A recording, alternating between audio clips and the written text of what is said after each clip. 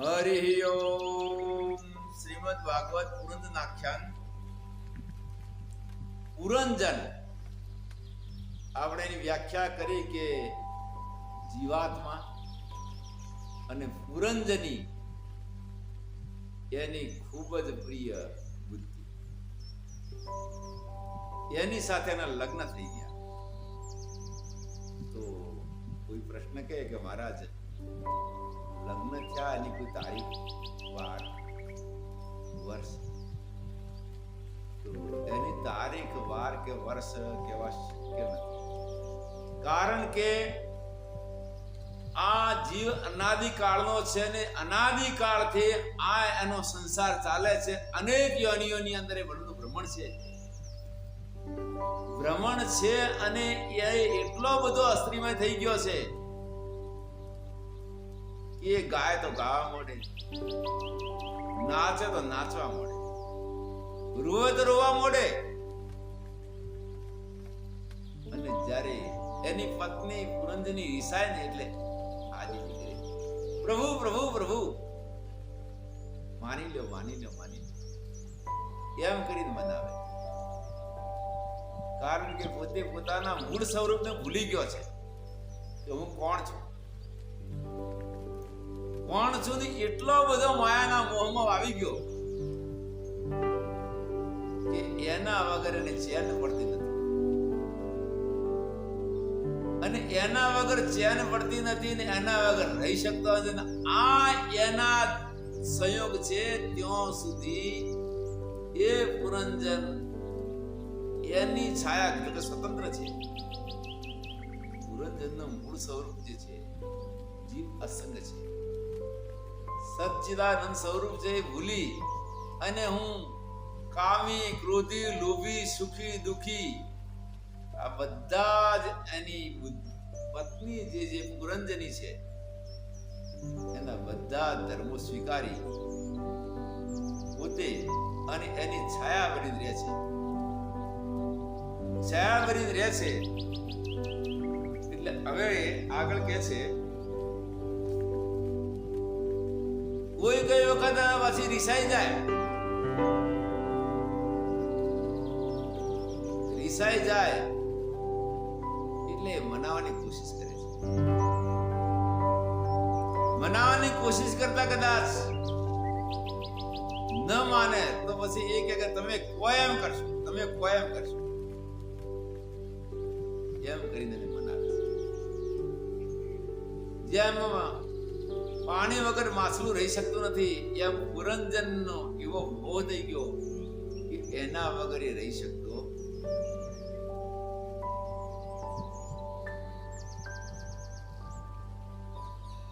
આગળ પુરંજન પોતાની પત્ની પુરંજનીને મનાવવા માટે કહે છે તન્મે પ્રસિદ્ધ સ્વેદ કિલ્વિસસ્ય સ્વરેન્ગતસ્ય પુણ્યં વ્યસનાતુરસ્ય આદેવરમ વશગતં કુસુમાસ્ત્રવેગસ વિસ્તસ્ત્રકોસુમતીન ભજેત કૃત્યે.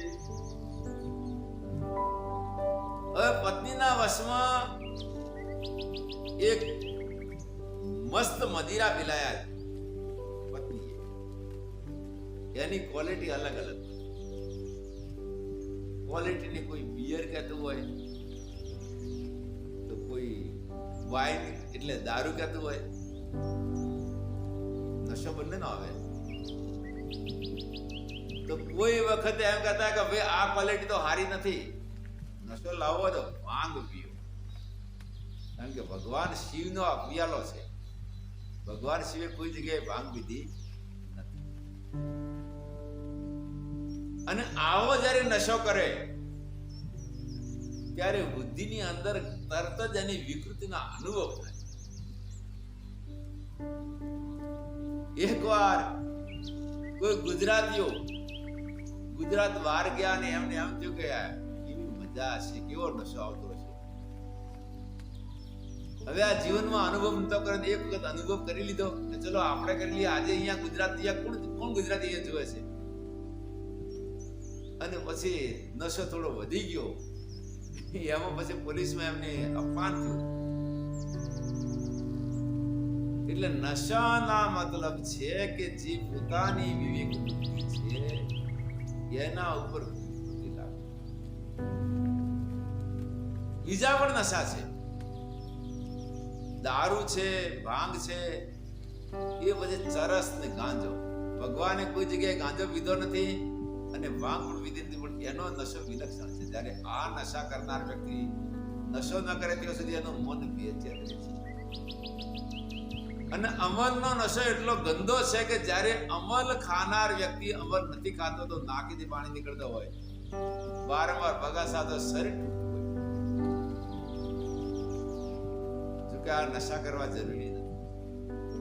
આ પ્રાણ પ્રશ્ન એ છે કે તમારું શરીર અન્ન વગર ન રહી શકે.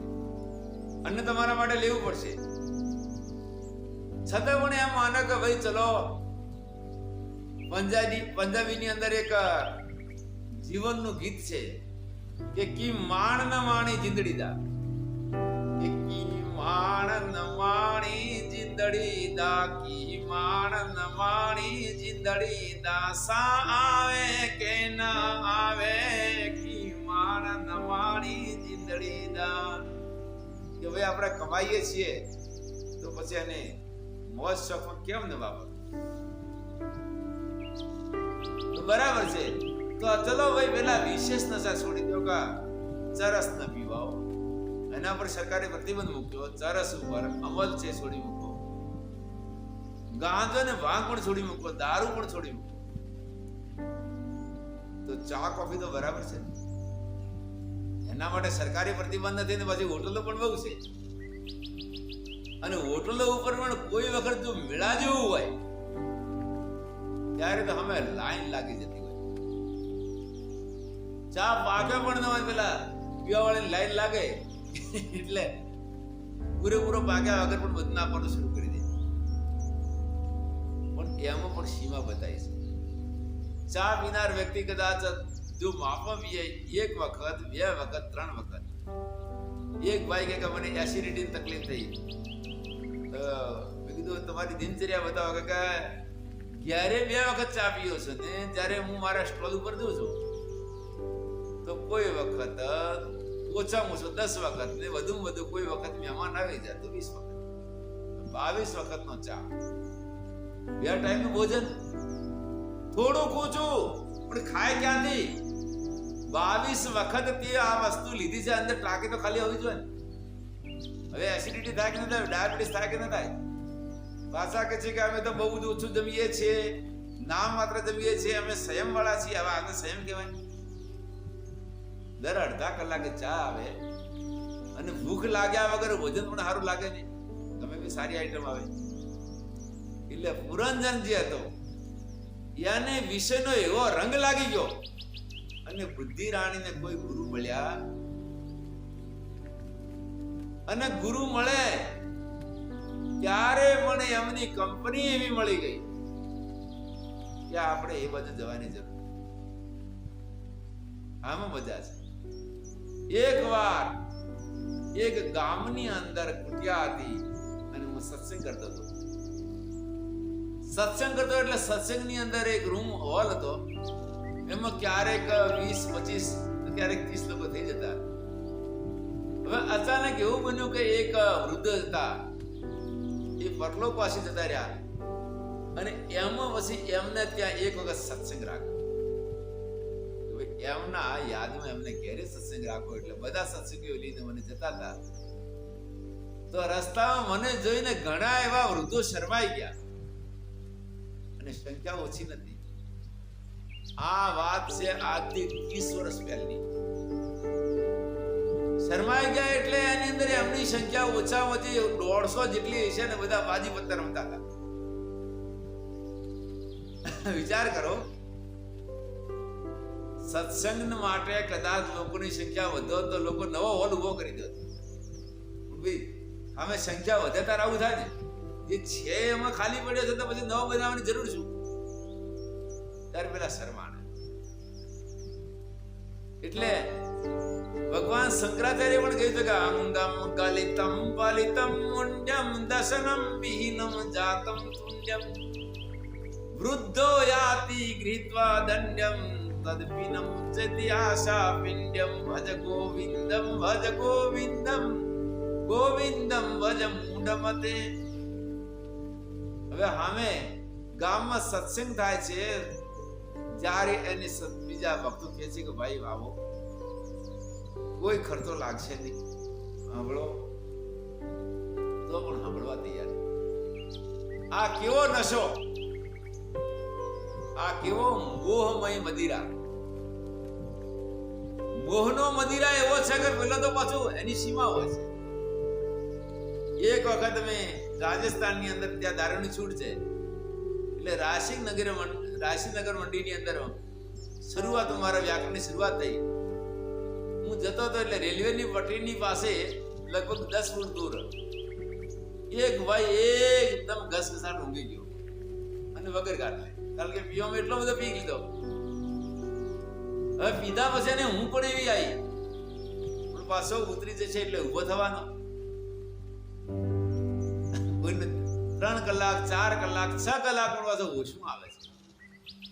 પણ મોહનો મદિરા એવો છે, મદિરા એટલે દારૂ, મોહ રૂપી દારૂ એવો છે કે 2-3 જન્મ શું 10 જન્મે પણ એનો નશો ઉતરતો નથી.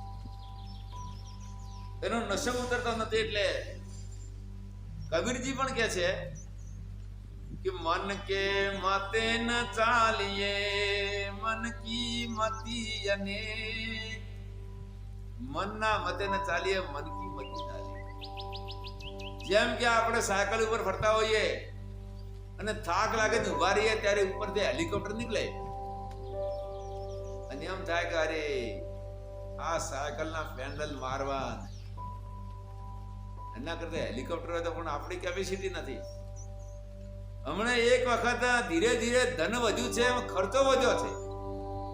એક વાર રિક્ષામાં અમે જતા હતા, ત્યારે 2 માતાઓએ ફરિયાદ મૂકી કે મહારાજ, અમારા છોકરા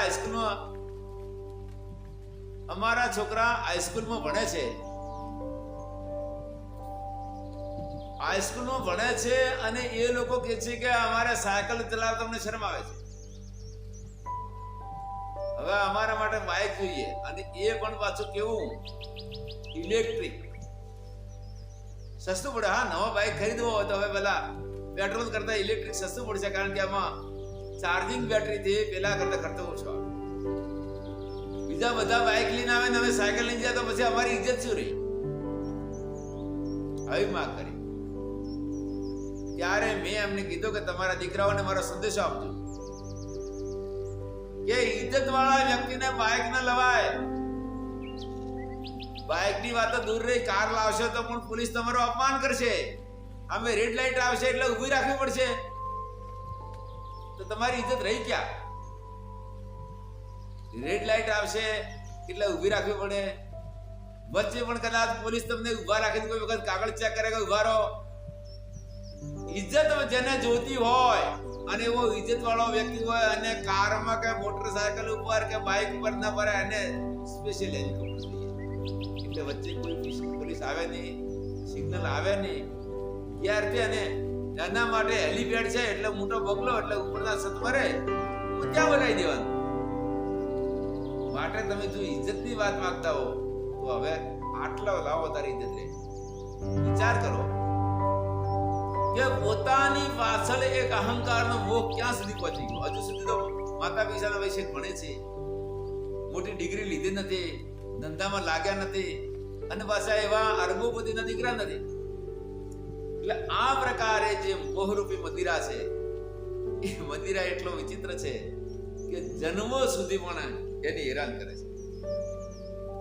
આ રીતે રાજા પુરંજન પોતે વૈભવની અંદર મસ્ત છે, અને વૈભવની અંદર એટલો મસ્ત રહેતા પછી પોતાના યુવાવસ્થાની અંદર એને લગ્ન થયા, પછી લગ્ન થાય તો પછી સંતાન પણ થાય ને. લગ્ન થયા પછી સંતાન થાય, અને સંતાન કેટલા થયા છે હવે એ તમે સાંભળશો તો આશ્ચર્ય કરી જશો.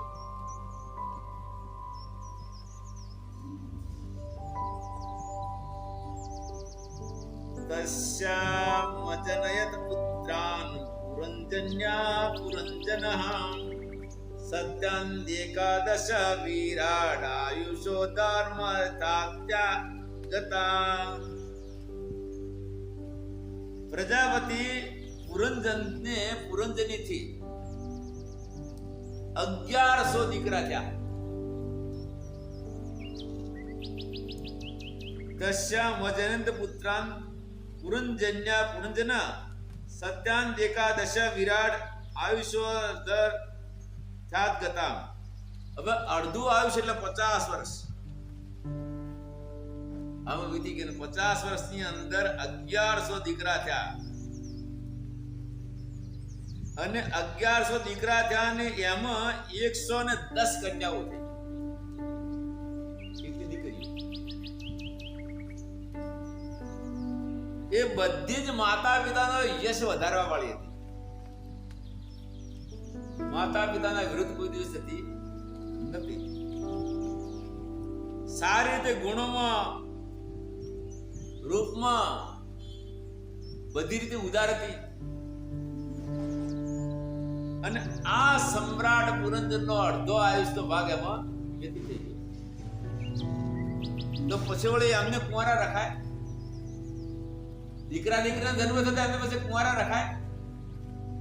એમને પણ લગ્ન કરવા પડે. હવે એમાંથી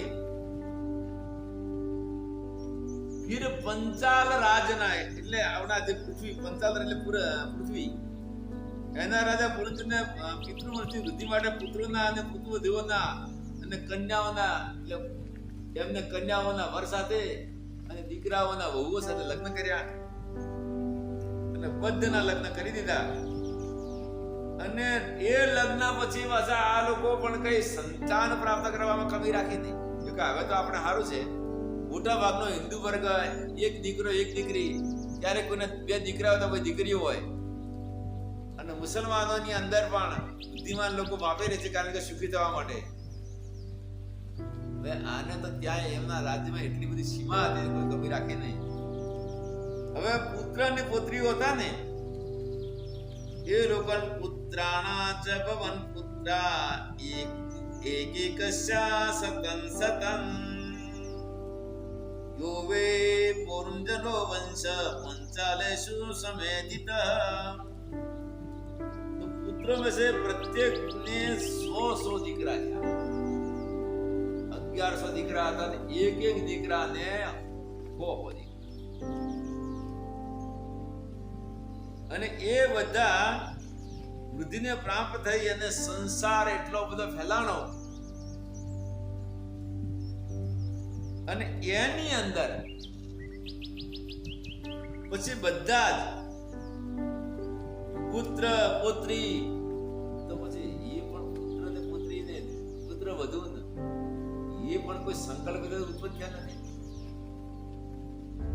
એના હાથે એના માતા પિતા હશે ને વિવાહ પણ ખરા ને. વિવાહ છે, હાલા છે, પાછાના મામા છે, ભુવા છે. હવે આટલો બધો સંસાર વધ્યો ને વધ્યો અને પોતાને ખ્યાલ નથી. આશાયામ બદ્ધતે લોકા કર્મણા પરિબદ્ધતે આયુક્ષયમ ન જાનાતિ તસ્માત જાગ્રહિ જાગ્રહિ. આશાથી લોકો બંધાય છે અને કર્મથી પાછા બંધાય, પણ આયુષનો નાશ થાય એ કોઈને ખબર રહેતી નથી. એટલા માટે કહે છે કે હે ભાઈ હવે જાગો જાગો, કારણ કે જાતા સહિત ધ્રુવ મૃત્યુ એ તો આવવાનું છે. આ રીતે રાજા પુરંજન એટલા બધા મત થઈ ગયા છે કે જેને રાત અને દિવસની અંદર માત્ર વિષયનું જ ભાન છે. તો રાજા ભર્તુહરિજી પણ કહે છે કે ભોગે રોગ ભયમ કુલે ચ્યુતિ ભયમ. આ શ્લોકની વ્યાખ્યા મેં કરી લીધી છે વ્યાખ્યાનમાળામાં. ભોગોમાં રોગનો ભય છે અને એની અંદર ભાવી ગયા હોય તો ડોક્ટરોની અંદર અત્યારે સરકારી હોસ્પિટલની વાત દૂર રહી ગઈ, પ્રાઇવેટ હોસ્પિટલમાં એપોઇન્ટમેન્ટ લેવી પડે છે. એપોઇન્ટમેન્ટ લેવી પડે છે અને એપોઇન્ટમેન્ટની અંદર પણ એ બોલાવે ને કે તારે તમારો ચેકઅપ થાય.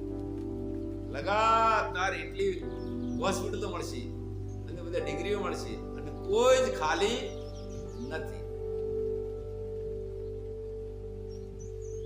જ્યારે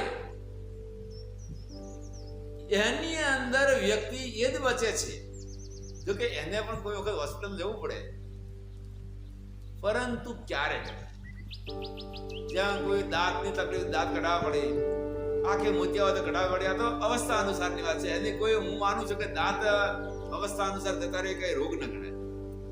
અને મોટી ઉંમરે કદાચ આંખો મોતિયો આવી જાય તો પણ રોગ ન ગણાય, કારણ કે એમાં કોઈ ટાંકો આવતો નથી, વગર ટાંકાનું ઓપરેશન છે. પરંતુ ડાયાબિટીસ, બ્લડ પ્રેશર, કોલેસ્ટ્રોલ, આ બધા રોગો વધવાની પાછળ શું છે કે સંયમનો અભાવ, ઇનડાયજેશન. ત્યારે પાછો આ કહે છે કે મહારાજ આશીર્વાદ આપો. મહારાજે કીધું કે બોલો ભાઈ શું દુઃખ છે? કે ડાયાબિટીસ થઈ ગયો. મહારાજે કીધું કે હું પણ શેરદાર હતો, મને પણ થશે. કારણ કે ટ્રક છે એના માટે પણ કંપની એને કહે છે કે ભાઈ તમારું મેક્સિમમ કેપેસિટી કેટલી છે? કોઈ 10 ટનની હોય, કોઈ 20 ટનની હોય, 30 ટનની હોય, ને મેક્સિમમ કેપેસિટી થી નીચે હોય તો બરાબર છે. ન કે પછી એ ટ્રક પણ ખરાબ થાય. તો આ તો સ્ટીલનું નથી. યુક્તાહાર એટલે આરામદારી વાળા વ્યક્તિ માટે 24 કલાકમાં એકાસન અને પરિમિત અજીર્ણ રહિત ભોજન. એક વાત કરે, સુપાચ્ય હોવું જોઈએ, ગરિષ્ઠ પણ ન હોવું જોઈએ. એવું 24 કલાકમાં એક વખત ભોજન કરે યુક્તાહાર, તો એને આ ઇનડાઇજેશનના રોગ થાય નહીં. અને આ એના માટે પ્રાણ પ્રશ્ન છે. અને એમાં પણ નૈમિતિક ઉપવાસ આવે છે તો 48 કલાકે કરે. કારણ કે છેલ્લા 1996 પછી હું ઉપવાસમાં લાગ્યો છું. મને ડાયાબિટીસ, બ્લડ પ્રેશર એવો કોઈ તકલીફ છે નહીં. તો આ પ્રકારે પુરંજન આમાં એટલો રથ છે. ત્યારે બીજા વ્યક્તિએ પ્રશ્ન કર્યો કે મહારાજ ભૂખ તમને કેમ લાગતી નથી? મેં કીધું ભૂખ લાગે બરાબર છે, પણ આપણે ભગવાનના ભજનમાં લીન થઈ અને ઉપવાસમાં લાગ્યું, ભગવાન અનોખી શક્તિ આપશે અને ભૂખના અનુભવ કરતા નથી. કારણ કે જૈનોના છોકરા, જે દીકરા દીકરીઓ 12 વર્ષની ઉંમરથી તપમાં લાગે છે, એટલે 8 દિવસ સુધી માત્ર એકલા પાણી પર રહે છે, અને છતાં પણ એ ખૂબ આનંદિત રહેતા હોય છે. તો માટે આ જે કર્મભૂમિ છે, એ કર્મભૂમિની અંદર જીવનો, માનવનો કર્મનો અધિકાર છે, ભોગનો નહીં. અને જેથી કરીને આ જે રોગો વધે, એ રોગો પછી અનેક રોગો વધે છે. અને એમાં પણ ચડતી કળા મોટા ભાગે 42 વર્ષ સુધી છે. મારે ચશ્માના નંબર 42 વર્ષે આવ્યા. અને દાદાઓ કહેતા હતા કે એને 42 કહેવાય. 42 એટલે કે 42 વર્ષે આંખ કમજોર બને તો આપણે કંઈક પેલા ચશ્માની જરૂર પડે. આજ તો ઘણા નાના બાળકોને પણ ચશ્મા આવી ગયેલા છે. એટલે બહુ અપાદરૂપ. એટલે કે 42 વર્ષ સુધી ચડતી કળા, પછી પડતી કળા, એટલે શરીરની અંદર કમજોરી શરૂ થઈ જાય.